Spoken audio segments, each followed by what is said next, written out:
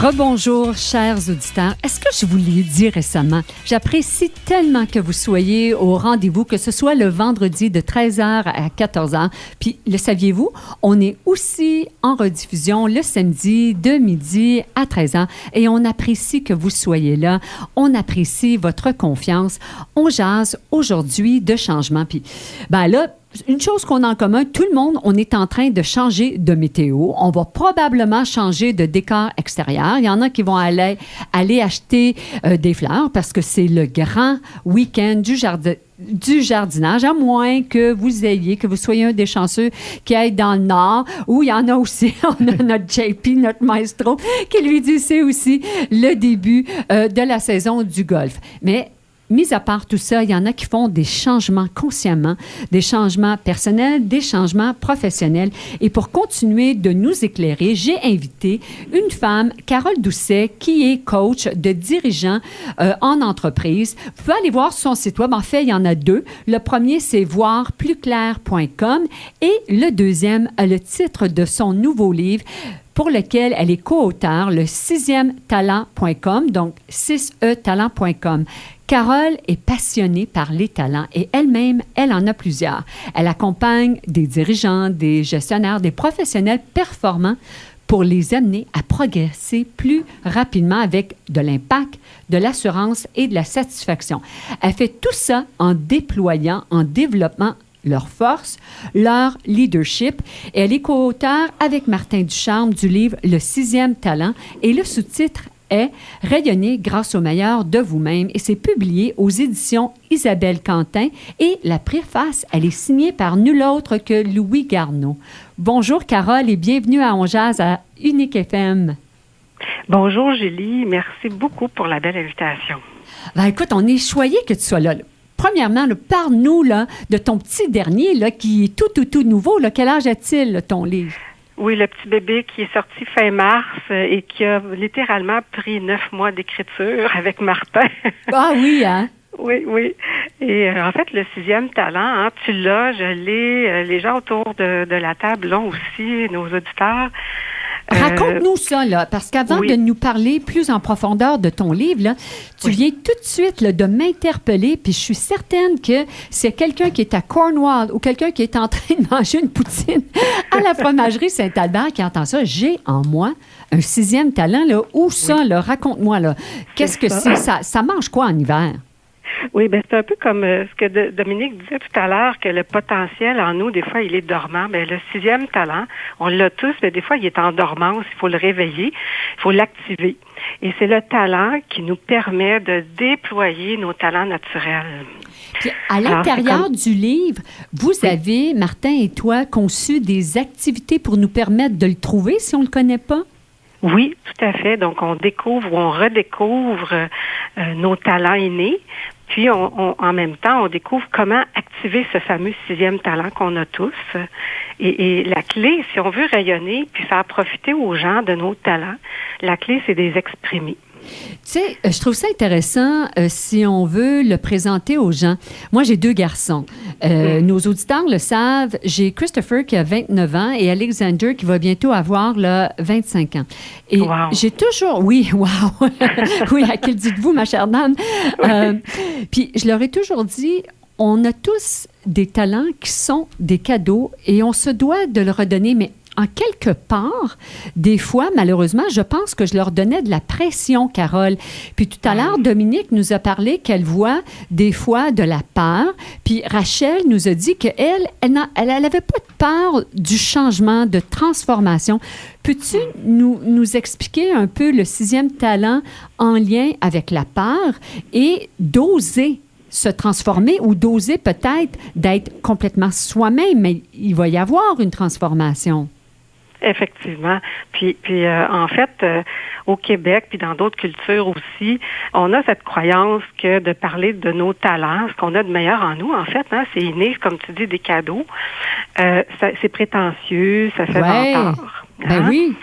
Alors, nous, on a appliqué les principes de branding et puis on a trouvé que les talents, si on les exprime de la bonne façon avec les bonnes stratégies, les gens vont plutôt être attirés vers ces talents-là parce qu'ils savent qu'ils vont en profiter. Hein? D'accord. Donc, la clé, c'est de mettre, tu sais, les gens pensent qu'on est bon dans telle chose, mais si on leur a pas dit clairement qu'on peut les aider avec tel de nos talents, ben ils penseront peut-être pas à nous. Donc, quelqu'un qui fait même un changement de carrière, c'est drôlement important d'exprimer ses talents pour que les gens reconnaissent.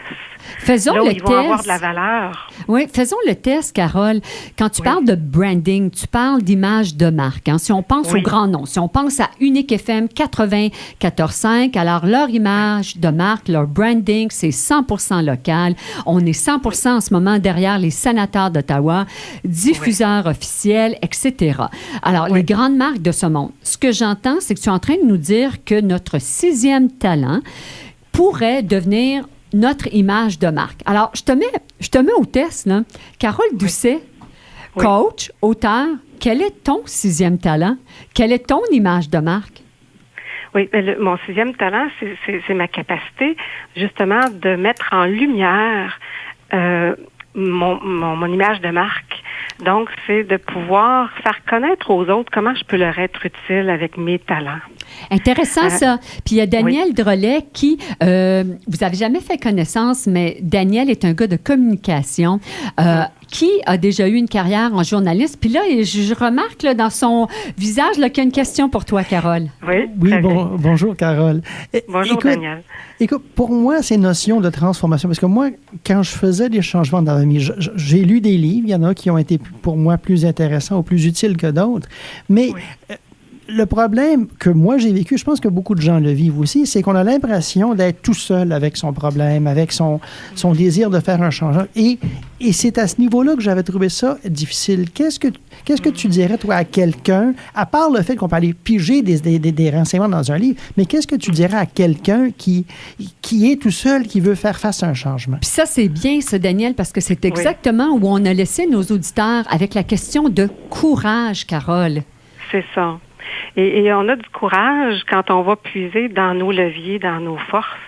Alors, j'aime ça, Daniel, votre question, parce que, en fait, quand on veut faire un changement ou qu'on en subit un, hein, des fois, c'est pas choisi. Oui, t'as coup que monsieur arrive ou madame arrive, puis chérie, je t'aime, mais plus d'amour. Ou un employeur, un gestionnaire dit, je pense qu'on est rendu à la croisée des chemins, il y a des décisions à prendre. Ouf! Puis là, après, de se retourner vers soi puis d'essayer de rayonner, pas évident. Oui, c'est ça. Et puis, un changement, peu importe s'il est positif ou non, ça nous sort de notre zone de confort, hein, littéralement. Oui. On nous dit tout le temps de sortir de notre zone de confort, c'est devenu un mantra. Mais il faut faire attention de ne pas sortir de notre zone de talent. Donc, quand on vit un changement, on peut aller s'appuyer sur nos talents, nos forces. C'est inné, c'est naturel. C'est juste que des fois, ils ne sont pas exploités. Il y a Dominique qui voudrait rajouter quelque chose au niveau des talents, là, puis de l'exploitation, là. Oui, moi, j'appelle ça des valeurs ajoutées. Tu sais, je crois sincèrement qu'on a des valeurs, des habiletés uniques, excusez-moi. Des habiletés uniques. Chaque humain a des habiletés uniques qui font en sorte que quand on travaille dans nos habiletés uniques, on a plus d'énergie. On se fait dire par les autres, t'es donc bien bonne là-dedans, t'es donc bien bon là-dedans. Et on réalise que quand on fait ces choses-là dans ce domaine-là, dans nos habiletés, ça fait une différence autour de nous. Oui. Fait que c'est une bonne façon de voir est-ce qu'on travaille vraiment dans nos habiletés uniques et on est tellement plus productif, on est branché. Moi, je suis sur mon X. C'est comme un peu de trouver notre propre X, travailler avec nos talents et nos habiletés uniques. Et ces talents-là sont différents pour tout le monde. Je vais faire l'avocat du diable ici, là. Ce que j'entends depuis tout à l'heure, puis je pense qu'on est tous d'accord que quand on est sur notre X, là, puis que ça va bien, puis qu'on se sent bien. Mais là, il y a la fameuse réalité. Puis à titre d'entrepreneur, puis on a dans Ottawa, dans la région de la capitale fédérale, des deux côtés de la rivière, il y en a plein d'entrepreneurs. Il y a plein de solopreneurs. Puis il y a peut-être même des coachs. Mais quand on est sur notre X, mais là, des fois, là, ça fonctionne pas. Combien de fois on entend des entrepreneurs, des gens qui ont inventé des choses, puis ils ont beau rayonner quand ils le font, quand ils sont en plein dedans, mais là, il n'y a pas le compte en banque qui reflète. Carole, qu'est-ce que tu dirais à ça, là, de trouver son 6e talent? Puis est-ce qu'il devrait nécessairement y avoir un lien avec le compte de banque, avec les finances? Oui, bien, là, il y a quand même 2 sujets importants ici. Oui. C'est sûr que quand on est sur notre X, d'ailleurs, on en parle dans le livre, d'être sur son X, là, il y a des conditions essentielles pour être sur son X, dont la capacité d'exprimer nos talents, de les faire rayonner. Il faut que le terreau soit fertile. Donc, s'assurer qu'on est dans un environnement où on peut être dans notre zone d'excellence, parce que c'est là qu'on rayonne. Ça veut dire quoi? Est-ce qu'on peut donner des détails quand tu dis qu'il faut que le terreau soit fertile? Ça ressemblerait à quoi, ce jardin-là? Là? Qu'est-ce qu'il faut qu'il y ait pour qu'on arrive à l'excellence? Oui, ben, de s'assurer que l'environnement dans lequel on est, puis ça va avec l'idée des changements. Est-ce que je dois changer mon environnement ou changer d'environnement pour faire en sorte que mes talents vont pouvoir être déployés puis mis à profit? Puis des fois, le contexte n'est pas favorable pour X raisons, soit des raisons économiques, des raisons de culture aussi. C'est vrai. Donc, comment on peut rester conscient du fait que le fait d'être, comme on disait tantôt, le fait d'être dans notre zone d'excellence, notre zone de talent, on est plus performant, on a plus de plaisir. Donc, ça a un effet boule de neige autour de nous, ça a un effet domino. On rayonne, puis ça donne la permission aux autres de rayonner aussi. Mandela disait, en faisant briller notre lumière, on donne la permission inconsciemment aux autres de faire la même chose. Ça, c'est fascinant et je le constate régulièrement. Il y a Rachel Leduc qui veut se joindre à la conversation au niveau des changements, puis d'avoir là, le bon terrain, le bon environnement, même celui qui serait culturel. Rachel? Oui, pour enchaîner sur ce que Carole disait, l'environnement, c'est super important. Et moi, quand on a parlé en 2012, où j'ai fait le changement, j'ai laissé aller le lâcher prise de presque toutes mes choses. Donc, j'ai laissé aller... Choses matérielles. Matérielles, parce que j'avais perdu qui j'étais vraiment. J'avais perdu mon authenticité. J'étais juste dans le matériel et dans le paraître. Donc, j'ai laissé aller la maison de 5 chambres à coucher, les 2 voitures, la décapotable, les 150 paires de souliers, etc., etc.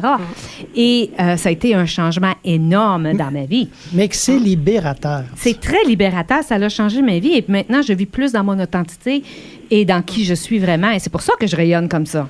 Puis, est-ce que tes talents, Rachel, avaient changé? Pense-y pendant la pause. Carole, est-ce que tu as encore peut-être une douzaine de minutes pour revenir avec nous après la pause?